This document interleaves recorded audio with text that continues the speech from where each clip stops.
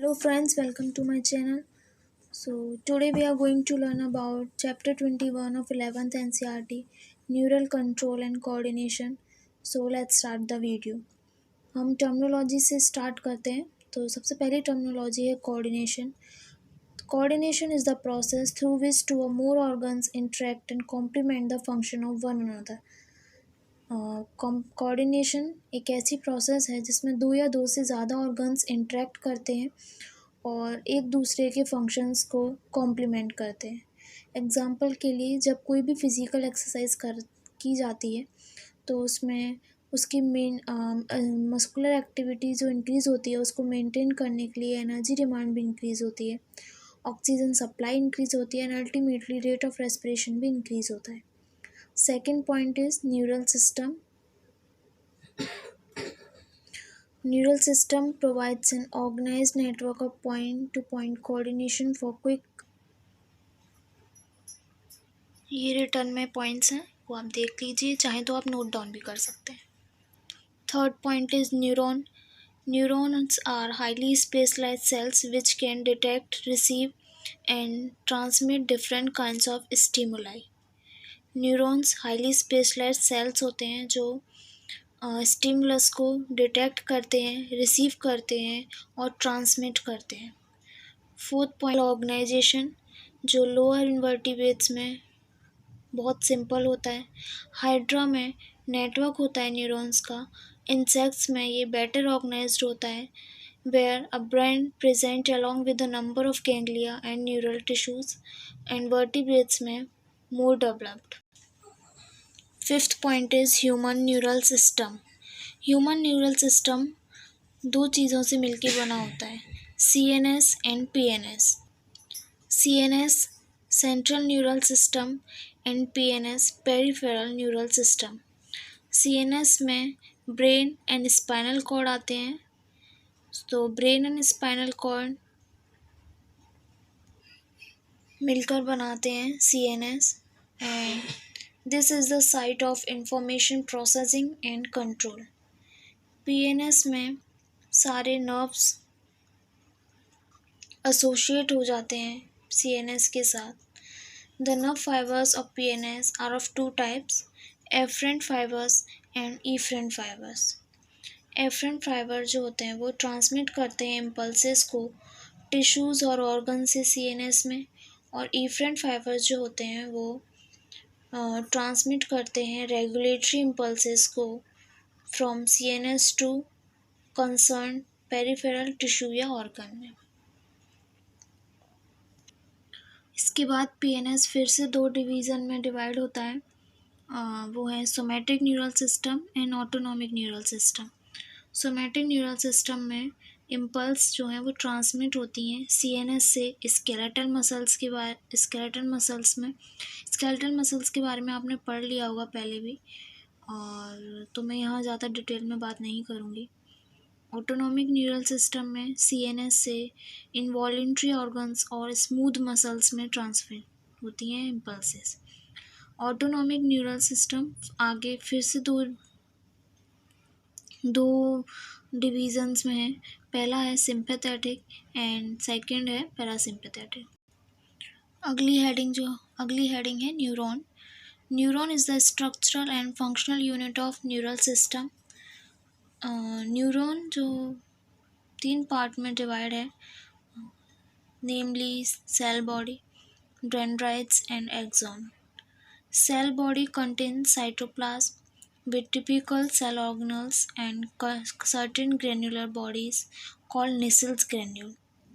Cell body में cytoplasm होता है जिसमें कुछ सेल ऑर्गेनल्स होते हैं और कुछ ग्रेनुलर बॉडीज़ होती हैं. जो ग्रेनुलर बॉडीज़ हैं उनको हम कहते हैं Nissls granule. ये टर्म आप याद रखिएगा, Nissls granules.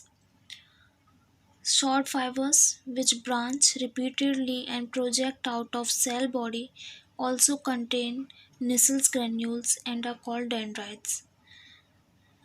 Dendrites ये NCERT का डायग्राम है न्यूरॉन का, इसे आप अच्छे से समझिएगा. तो इसमें आपको सबसे पहले सेल बॉडी दिख रही होगी, उसमें आपको नेसल्स ग्रेन्यूल्स दिख रहे हैं, दिया भी हुआ है नेसल्स ग्रेन्यूल। सेकंड है डेंड्राइट्स। डेंड्राइट्स शॉर्ट फाइबर होते हैं जो ब्रांचेस होते हैं रिपीटेडली और सेल बॉडी से प्रोजेक्ट आउट होते हैं, इनमें भी नेसल्स ग्रेन्यूल्स पाए जाते हैं। These fibers transmit impulses towards the cell body.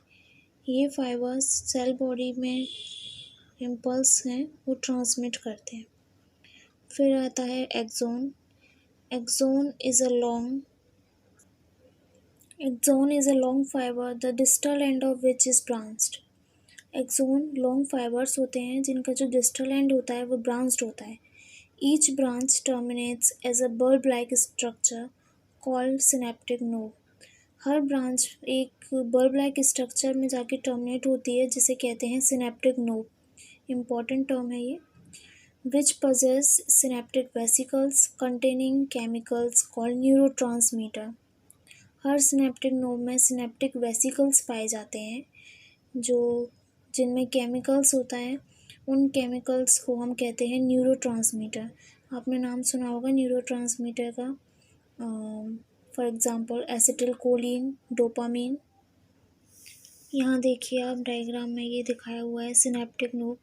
Synaptic node में सिनेप्टिक वेसिकल्स होंगे जिनमें न्यूरोट्रांसमीटर होगा और जो न्यूरोट्रांसमीटर रिलीज़ होंगे न्यूरोमस्कुलर जंक्शन पे जाके। ठीक है, ये एक्सोन टर्मिनल है। यहाँ पर ये डेंड्राइट्स बताए हुए हैं, Nissl's granules, cell body. Okay, axon transmit nerve impulses away from the cell body to a synapse और टू अ न्यूरोमस्कुलर जंक्शन। मैंने अभी आपको बताया जो एक्सोन है वो नर्व इम्पल्स को ट्रांसमिट करेंगे सेल बॉडी से away to a synapse, synapse की तरफ, और न्यूरोमस्कुलर जंक्शन पे। Based on the number of axon and dendrites the neurons are divided into 3 types. Axon के नंबर पे और डेंड्राइट्स के नंबर पे न्यूरॉन्स जो हैं वो 3 टाइप में डिवाइड होते हैं। First one is multipolar neurons, जिनमें एक एक्सोन होता है और 2 या 2 से ज़्यादा डेंड्राइट्स पाए जाते हैं। इसका एग्जांपल है सेरिब्रल कॉर्टेक्स। बाइपोलर न्यूरॉन, जिनमें एक एक्सोन और एक डेंड्राइट पाया जाता है। इसका एग्जांपल है retina of eye. And unipolar neurons, जिनमें cell body with 1 axon only. और इसका एग्जांपल है एम्ब्रियोनिक स्टेज। ये आप याद रखिएगा, ये इम्पॉर्टेंट है, ये multipolar, bipolar and unipolar neurons. Axon 2 type में डिवाइड होते हैं। First one is myelinated fibres and second one is non myelinated fibres. The myelinated nerve fibres are enveloped with Schwann cells which form a myelin sheath around the axon. Myelinated nerve fibres जो होते हैं वो Schwann cells होते हैं, उनसे enveloped होते हैं और वो माइलिन शीथ बनाते हैं एक्सोन के around. The gap between 2 adjacent myelin sheaths are called nodes of Ranvier. ये इंपॉर्टेंट टर्म है, नोड्स ऑफ रेनवियर। जो 2 माइलिन शीथ होती हैं उनके बीच का गैप होता है उसे नोड्स ऑफ रेनवियर कहा जाता है। Myelinated nerve fibres are found in spinal and cranial nerves. Spinal और क्रेनियल नर्व सुना होगा आपने, नहीं सुना है तो हम आगे बात करेंगे इसके बारे में, तो अभी आप याद कर लीजिए। स्पाइनल एंड क्रेनियल नर्व्स में माइलिनेटेड नर्व फाइबर्स पाए जाते हैं। Unmyelinated nerve fibre is enclosed by a Schwann cell that does not form a myelin sheath around the axon. Unmyelinated nerve fibre Schwann cell से enclosed होते हैं पर वो myelin sheath नहीं बनाते हैं एक्सोन के अराउंड, और वो कॉमनली ऑटोनोमस और सोमैटिक न्यूरल सिस्टम में पाए जाते हैं। ऑटोनॉमिक और सोमैटिक न्यूरल सिस्टम मैंने अभी आपको बताया था कि वो पीएनएस के डिवीजन्स हैं। तो ये हेडिंग थी एनसीईआरटी की, neuron as structural and functional unit of neural system. Next video में हम बात करेंगे generation and conduction of nerve impulse. अभी तक जहाँ तक हमने पढ़ा वहाँ तक के मैं आपको नोट्स बता देती हूँ। अभी तक मैंने आपको जितना भी बताया है वो सारा मैंने ये नोट्स में कवर किया हुआ है, तो ये सभी मैंने शॉर्ट में नोट्स बनाए हुए हैं, आप देख लीजिए।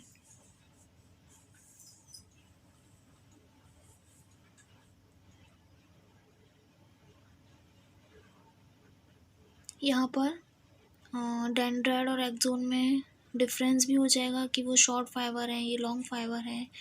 इनमें impulse dendrites towards cell body की तरफ से करते हैं और axon away from cell body. फिर आगे एक्सोन दो पार्ट्स में डिवाइड है, माइलिनेटेड और नॉन माइलिनेटेड। उसके बाद न्यूरॉन्स और उसके एग्जाम्पल। आई होप आपको ये लेक्चर पसंद आया हो। If you like the video please hit the like button and subscribe my channel. Thank you.